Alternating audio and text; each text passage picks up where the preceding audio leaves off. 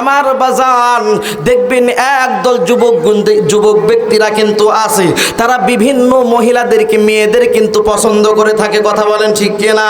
যখন মেয়ের কথাগুলো দেখে যে অমুক গ্রামে অমুক একজন মেয়ে আছে, তাকে আমাকে ভালো লাগে, এই ভালো লাগার জন্য সবসময় সে যুবক ভাই কি করে, তার অন্তর দ্বারা ফেকের করে লাইলি লাইলি লাইলি লাইলি, ঘুমের মধ্যে কিন্তু আওয়াজ করে লাইলি লাইলি। কথা বলেন? চান্দপাড়া মানুষের মধ্যে মনে হয় নাই? কথা বলেন? আছে আছে। যুবক ভাইরা কি বলে? অন্তরের মধ্যে লাইলি লাইলি করে। কথা বলেন? করে না। মাশাআল্লাহ, ভালো।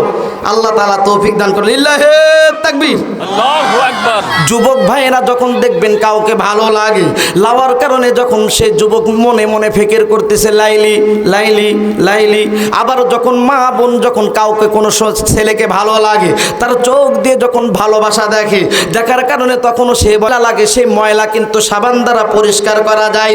যে কোনো ময়লা হোক না কেন, সেটা কিন্তু মেডিসিন দ্বারা পরিষ্কার করা যায়। এই জন্য আল্লাহ রাসূল সাল্লাল্লাহু আলাইহি ওয়াসাল্লাম বলেন, লিকুল্লি শাইইন সিকালাতান ওয়া সিকালাতুল কলবি যিকরিল্লাহ। আল্লাহু আকবার। আওয়াজ দিয়ে দিয়ে বলেন আল্লাহু আকবার। আল্লাহ রাসূল হাদিসের মধ্যে বলেন, মানুষ তোমাদের অন্তরে যদি এই রকম ভাবে কাপড়ে ময়লা লাগে মেডিসিন দ্বারা পরিষ্কার করো, তোমাদের শরীরে যদি ময়লা লাগে মেডিসিন দ্বারা পরিষ্কার করো। আর হাদিসের মধ্যে আসছে, মানুষের কলবের মধ্যে যদি গুনাহ লেগে যায়, আল্লাহ রাব্বুল আলামিন বলেন জিকিরের দ্বারা মানুষের কলবগুলো পরিষ্কার হয়ে যায়। জোরে বলেন সুবহানাল্লাহ।